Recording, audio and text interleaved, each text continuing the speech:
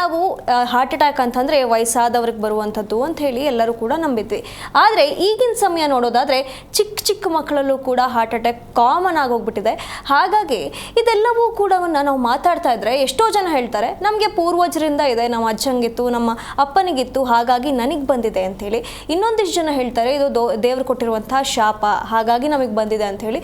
ಹಾಗಾದರೆ ದೇವರು ನಮ್ಮನ್ನು ಒಳ್ಳೆಯದನ್ನು ಬಯಸೋದು, ನಮಗೆ ಒಳಿತಾಗಬೇಕು ಅಂತೇಳಿ ಬಯಸುವಂಥ ದೇವರು, ನಮ್ಮನ್ನು ಭೂಮಿಗೆ ಕಳಿಸಿರುವಂಥ ದೇವರು ನಮಗೆ ಯಾಕೆ ಶಾಪ ಕೊಡ್ತಾರೆ ಅನ್ನುವಂಥ ಪ್ರಶ್ನೆಗಳು ಮೂಡುತ್ತೆ. ಹಾಗಾಗಿ ಇದೆಲ್ಲದಕ್ಕೂ ಮೂಲವಾದಂಥ ಕಾರಣ ಏನು ಅನ್ನುವಂಥದ್ದು ಗುರುಗಳ ಹತ್ರನೇ ಕೇಳ್ತಾ ಹೋಗೋಣ. ಗುರುಗಳೇ, ಈಗ ಸದ್ಯದ ಮಟ್ಟಿಗೆ ಹಾರ್ಟ್ ಅಟ್ಯಾಕ್ಗೆ ಮುಖ್ಯವಾದ ಕಾರಣ ಏನು, ಮೂಲ ಕಾರಣ ಏನು ಗುರುಗಳೇ?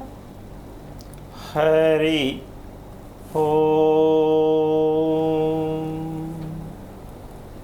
ಶ್ರೀ ಗುರುಭ್ಯೋ ನಮಃ. ಒಂದು ಮಗುವಾಗಿ ಹುಟ್ಟಿ ಆ ಮಗುವನ್ನು ಉತ್ತಮ ಪ್ರಜೆಯನ್ನಾಗಿ ಮಾಡ್ತಕ್ಕಂತಹ ಒಂದು ಪರಿಸ್ಥಿತಿಗೆ, ವಿದ್ಯಾವಂತನನ್ನಾಗಿ ಮಾಡೋಕ್ಕೆ ಪ್ರತಿಯೊಬ್ಬರು ನಾವು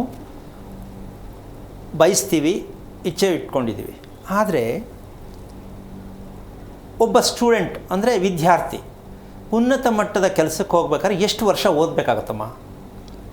ಹೆಚ್ಚು ಕಮ್ಮಿ ಒಂದು 15-20 ವರ್ಷ ಓದಲೇಬೇಕು ಗುರುಗಳೇ ಅಲ್ವಾ, ಒಂದು ಉನ್ನತ ಮಟ್ಟಕ್ಕೆ ಬರೋಕ್ಕೆ. ಹೌದು. ಕೊನೆ ಪಕ್ಷ ಮಧ್ಯಮ ವರ್ಗನೂ 15 ವರ್ಷ ಓದಬೇಕು.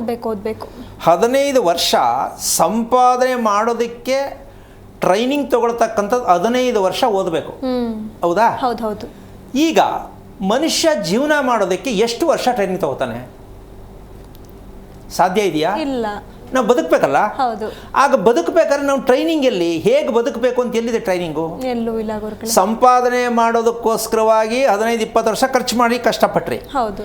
ಬಟ್ ನಿಮ್ಮ ಬದುಕಿನ ಮೌಲ್ಯಕ್ಕೆ ಎಷ್ಟು ವರ್ಷ ನೀವು ಕಷ್ಟಪಟ್ಟು ಟ್ರೈನಿಂಗ್ ತಗೊಂಡಿದ್ದೀರಾ?